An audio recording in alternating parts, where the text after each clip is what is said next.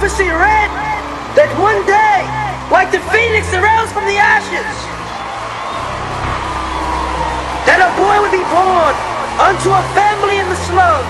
This boy would go on to use the knowledge he gained while fighting for survival in his streets to become a great leader. And in time, that boy would grow to become king!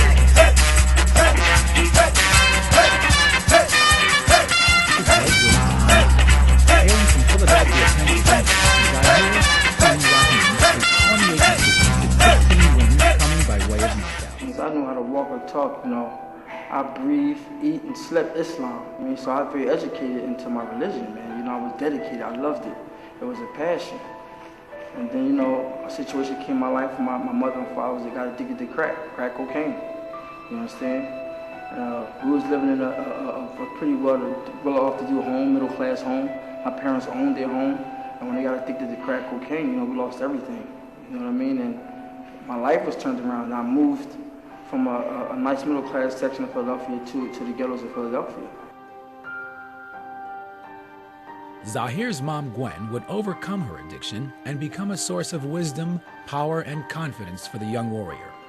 Today, Zahir credits his mom for being his #1 inspiration, not just in boxing, but in life. I found a safe haven in boxing. I was moved, and I didn't like living in the environment and things I was going through, so I actually moved with a police officer named Jeff Williams in Jersey. I went to one tournament with him, stayed with him about 5 months. I was only 16 at the time. No, I was 15. And I got offered a scholarship from a scout to go to the training center. So I took the scholarship and left him. I had to get a permission from my mom. I begged her. She didn't want me to go, she didn't want me to go to Jersey. But I had to find a life for myself. After winning gold in the 1991 and 1992 National Junior Olympic Championships, Zahir went on to another gold medal victory at the 1995 Police Athletic League Championships. These accomplishments earned Zahir a scholarship to Northern Michigan University's United States Olympic Education Center. Established in 1987, the program has produced numerous Olympic, national, and world champions. After a challenging U.S. team trials, Zahir Raheem stood victorious. He would make his first Olympic team. In 1996, the world would come to Atlanta for the 100th anniversary of the Summer Olympic Games. What better stage for the debut of one of boxing's most talented stars? At age 20, weighing 119 pounds, Zahir Raheem would enter into the treacherous lightweight division. Going into the pros, hey man, everybody's a suspect. Everybody's an enemy, you know what I mean? Right. I mean, there's no friends and no love. It's a brutal sport, you know what I mean? Bloodthirsty. Okay. So, you step in there, you're not looking and thinking, oh, this guy, he man just like I'm man. He human just like I'm human, you know what I mean? Right. And I'm looking at him as a stake. It's a well-known fact. The lightweight division forges raw fighters into men and men into champions. For Zahir, an early lesson in the bizarre twists of fate that surround boxing came in the form of Rocky Juarez. In 2004, Rocky Juarez was the face of the lightweight division, who at fight time was 21-0. He was fighting in his town, and the energy inside the Reliance Center in Houston was electrifying. Right. So it took me a while to get just one judge in there was neutral. Once I did that, I never thought they would throw the hook into the referee. Right, Bobby Gonzalez. So I go into the fight, man, and it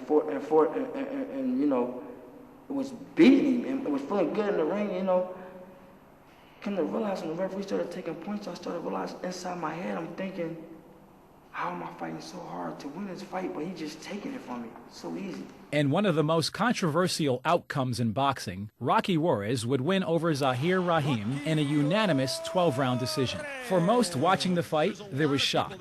Even the ringside commentators did not agree with the judge's unanimous decision. Clearly, Zahir Raheem believed he did what he came to Houston to do, beat Rocky Juarez. The controversy centered around referee Robert Gonzalez, who repeatedly interrupted the flow of the fight, penalizing Zahir 3 points for holding to the back of the head. HBO boxing analyst Larry Merchant would later say, it seemed as though Zahir was fighting two people. After that fight, I couldn't even sleep that night, man. It's the first loss of my career, and for it to be at such magnitude for a referee to take the fight from me like that, it was devastating. But the next morning when I woke up, And for the next month, to hear all the support I got from the fans, the support, I mean, Mills Lane, the judge referee, actually wrote a letter to the commissioner saying that they should review those tapes and make it at least a no contest or no decision that it was wrong. He didn't have to do that. This man is, I mean, he's sick. You know Judge Mills Lane, everybody know. I mean, he just came out of nowhere and wrote a letter like that on my behalf. Right. He don't owe me nothing. I don't owe him nothing. You know what I'm saying? I met him once or twice. But for him to watch the tape and write a letter, Right.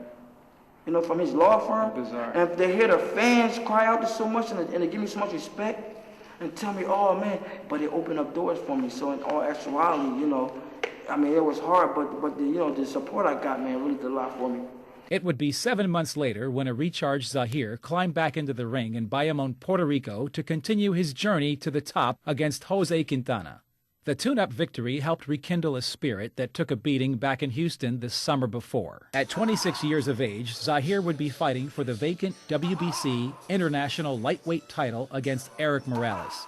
This would be a dream come true and a chance again to show the world Zahir Raheem stands with the Giants. No pain, no gain, baby. Standing an inch taller, Eric Morales was 48-2, heralded as one of the most exciting and dangerous fighters of his era. 6 months earlier, Morales pounded his way to a unanimous decision of Filipino sensation Manny Pacquiao. Morales was a force to be reckoned with. On September 10, 2005, the 10,000-plus fans inside the Staples Center in Los Angeles, California,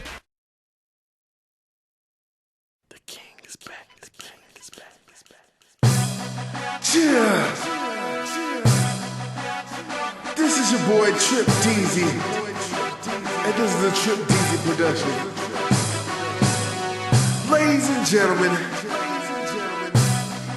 I have the privilege to introduce to you the King.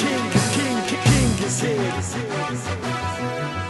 All the way from Philly. I thought this is going exactly how I planned it when they accepted to fight me. in round 5, Raheem rocked Morales with a vicious right. I can tell he was stunned. Right. He wasn't hurt, whereas he needed some rest. By the end of the fight, the crowd knew, the judges knew, and Raheem knew. Before the ring announcer could finish the words, "And the winner is by unanimous decision," and knew, Zahir Raheem was being lifted towards the rafters. I'm a warrior. I come to fight. Right. You know, I don't look at names. I don't look at accomplishments. A king reigned that night at the Staples Center.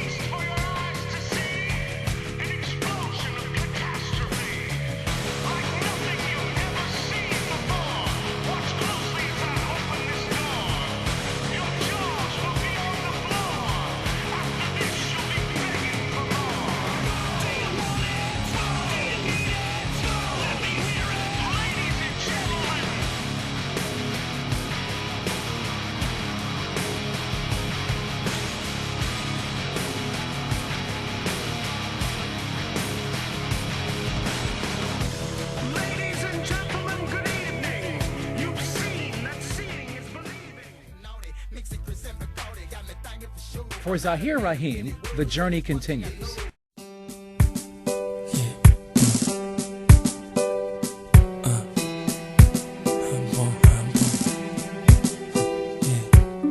It's the world's greatest. It's the world's greatest. Come on. The world's greatest.